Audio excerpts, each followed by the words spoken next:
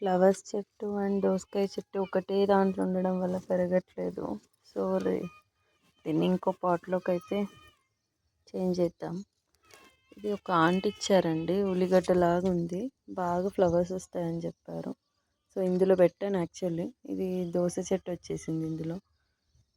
దీన్ని ఇలా ఏది అది పెరగట్లేదు, ఇది పెరగట్లేదు. సో దీన్ని ఇంకో పాట్లోకి షిఫ్ట్ చేద్దామని అయితే చేంజ్ చేస్తున్నాను. చూద్దాం.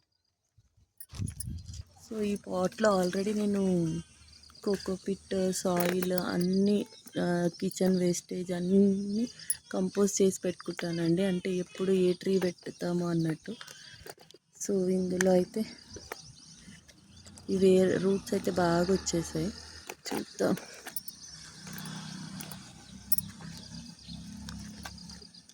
ట్రీస్ అంటారు కానీ చాలా పని ఉంటుందండి. ఇది ఎంత పని ఉంటుందో, ఇవి పెరిగినప్పుడు అంత హ్యాపీనెస్ కూడా ఉంటుంది. సో పొద్దున్నైతే ఇవాళ ఈ పని చేస్తున్నాను.